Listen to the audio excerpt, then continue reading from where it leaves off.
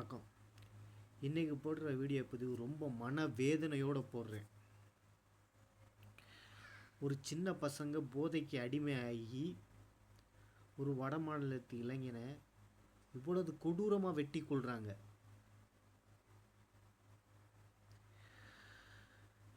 நம்ம தமிழ்நாடு எதை நோக்கி போய்கிட்டு இருக்குன்னு எனக்கு தெரியல.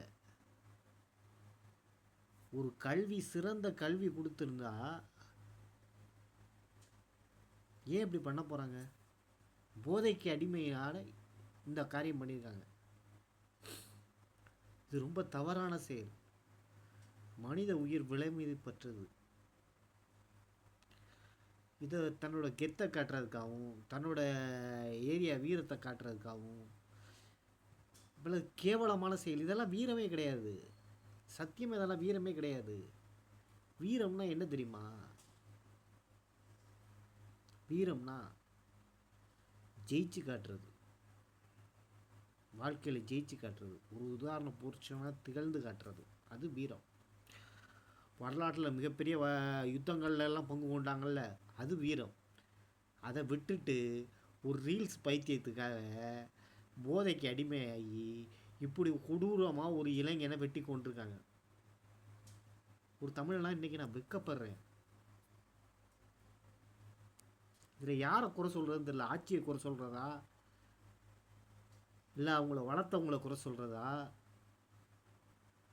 இல்லை அவங்க வளர்ந்த விதத்தை குறை சொல்கிறதா? சரியான கல்வி, சரியான சாப்பாடு, சரியான அணுகுமுறை,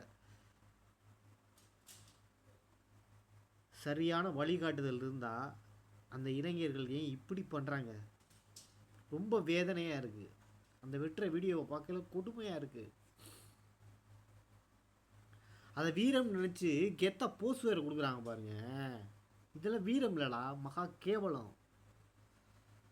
நீங்கள் பண்ணிக்கிட்டு இருக்கிறது மகா கேவலமான செயல். உங்கள் அம்மா அப்பாவுக்கு, உன்னுடைய ஏரியாவை சேர்ந்தவங்களுக்கு தலைகுனிவை ஏற்படுத்தக்கூடிய ஒரு கேடுகட்ட செயல். இந்த மாநிலத்துக்கே தலைகுனிவை ஏற்படுத்துகிற மாதிரியான ஒரு செயல் தான் இன்றைக்கி நீங்கள் பண்ணியிருக்க காரியம். பார்க்க ரொம்ப கேவலமாக இருக்குது. ரொம்ப மனவேதனையாக இருக்குது.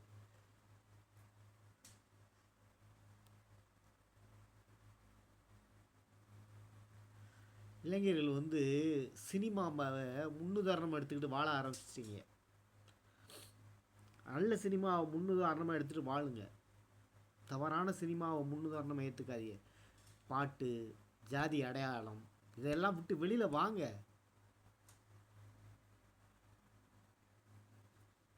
முதல்ல போதையை விட்டு வெளியில் வர பாருங்க. தமிழ்நாடு போதையை வச்சு தான் நடந்துக்கிட்டு இருக்குன்னா அந்த அரசாங்கமே ரொம்ப கேவலமாக இருக்குது. எனக்கு நினைக்கல.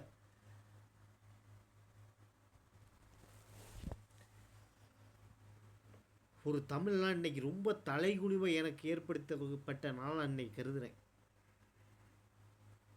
ரொம்ப வேதனையாக இருக்குது.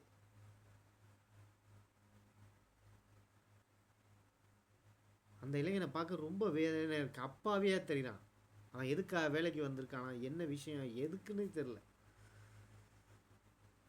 இப்படி ஒரு கேவலமான செயலில் எப்படி ஈடுபட மனசு வருது?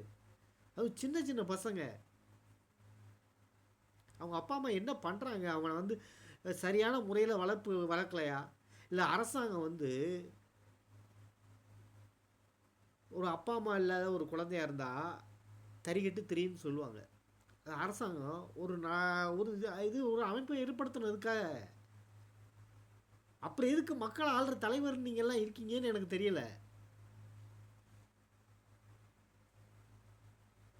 நீங்களே ஹீரோயிஸ்ட்டை காட்டி தானே அரசியலுக்கு வர ஆசைப்படுறீங்க. அப்படி வருமே. அப்புறம் உங்களை பின்பற்றுறவங்களும் அப்படி தான் அப்படி இருப்பாங்க. முதல்ல எவனும் தலைவன்னு தலையில் தூக்கி வச்சு கொண்டாடாதீங்க. பெரிய முட்டாள்தனம். அவனுக்கு அவன் தான் தலைவன் மனசில் இருக்கணும். பிரபாகரன் காட்டினது வீரம். நீ காட்டினதுக்கு பேர்லாம் வீரம் கிடையாதுடா தம்பி. இழிவான செயல். ரொம்ப கேவலமான செயல். யுத்த காலத்தில் செய்கிறதாண்டா சண்டை. சும்மா கெத்துக்காக பண்ணுற அருவாளை தூக்கிட்டு உன் கையிலலாம் இருக்கிற அருவாள். இந்த அரசாங்கம் என்ன பண்ணுது? வெப்பன்லாம் என்ன? அந்த மாதிரி கறிவெட்டுற கத்தியெல்லாம் அவன் வச்சுக்கிட்டு திடுறாங்க.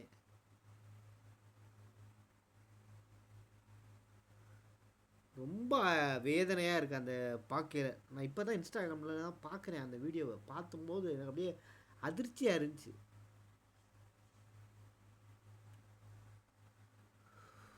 தூத்துக்குடி பக்கத்து இந்த மாதிரி வெட்டுதல் நடக்கும் அதிகமாக. நான் பார்த்துருக்கேன். சார்ஜ் பிரச்சனைனால நடக்கும், கேள்விப்பட்டிருக்கேன். பல வரலாறு கேள்விப்பட்டிருக்கேன். தூத்துக்குடி வரலாறு அதே மாதிரி இப்போ சென்னை சிட்டியில், வட சென்னையில் அந்த ஏரியாவில் உள்ளவங்க அப்படி பண்ணிக்குவாங்க, மாற்றி மாற்றி அடிச்சுக்குவாங்க. ரைட்டு, ஒரு கேங் வார் நடக்கும்.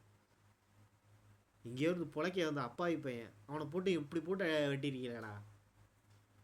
ரீல்ஸ் பைத்தியம் தான்டா அதெல்லாம். ரொம்ப கேவலமாக இருக்குடா, ரொம்ப தப்புடா. இதெல்லாம் ரொம்ப தவறான செயல். அரசாங்கம் இதுக்கு ஒரு நடவடிக்கை எடுத்தே ஆகணும். இளைஞர்களை திருத்துறதுக்கு சமூகத்துக்கு ஒரு அமைப்பை உருவாக்கியே ஆகணும். நீங்கள் இதுதான் ஒரு அரசோட கடமை. சும்மா இதுக்கெல்லாம் தட்டி கழிக்காதீங்க. இதுக்கெல்லாம்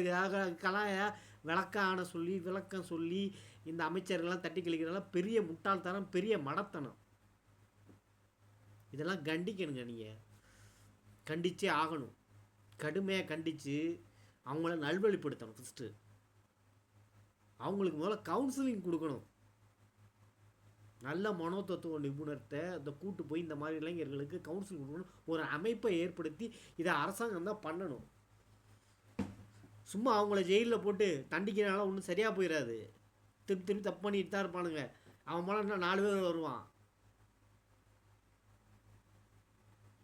முதல்ல அந்த போய்ட்டு அந்த மாதிரி ஏழ்மையான ஏரியாவில் இருக்க பசங்களுக்கு ஒரு அமைப்பை ஏற்படுத்தி அவங்கள நல்வழிப்படுத்த என்ன செய்யணுமோ அதை செய்யுங்க. ஓட்டுக்காக மட்டும் போய் 2000 1000 கொடுத்துட்டு வர்றது பெரிய அரசியல் தந்திரம் கிடையாது. நீங்கள் ஜெயிச்சுட்டு வந்துடுவீங்க. அப்பாவி உயிர் போய்கிட்டு இருக்கு. பெரிய மடத்தனம், முட்டாள்தனம். இதெல்லாம் கண்டிக்கணும். இது எந்த ஆட்சியாக இருந்தாலும் நடக்குது தான். என்னை பொறுத்தளவு அதை தான் சொல்லுவேன். இதோட அடிப்படை தவறு. அவன் அந்த பசங்க வளர்கிற சூழ்நிலை சரியில்லை. அந்த சூழ்நிலையை முதல்ல மாற்றினா சரியாக வரும். இது இந்த ஆட்சியோட குற்றம், அந்த ஆட்சியோட குற்றம்னு நான் சொல்ல விரும்பலை. யார் வந்தாலும் அவங்களுக்கு பயன்படுத்திக்கிறாங்க அந்த மக்களை. சரியான வழிகாட்டுதலோட சரியான அமைப்பை ஏற்படுத்தி சரியான ஒரு நெறிமுறையோடு அவங்கள செயல்படுத்தி இருந்தால் இந்த மாதிரி வளர்ந்துருக்க மாட்டாங்க.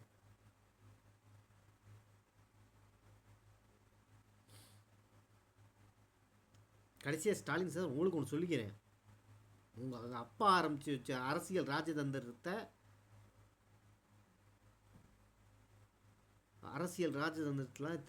இந்த மாதிரி ரவுடிசம்லாம் அதிகமானுச்சு. அது எல்லாருக்குமே தெரியும். அதை ராஜதந்திரம்னு அவர் நினச்சாரு. ஆனால் இது மகா கேவலமான செயல். அது இப்போ வரையும் தொடர்ந்துக்கிட்டு இருக்கு. உங்கள் ஆட்சியில் அதிகமாக நடக்குது. இதுவே அந்த அம்மா ஆட்சியில் நடக்கும்போது கொஞ்சம் குற்றங்கள் குறைஞ்சிருக்கும். ஏன்னா போலீஸ் அந்த அம்மா ஃபுல் பவர் கொடுப்பாங்க.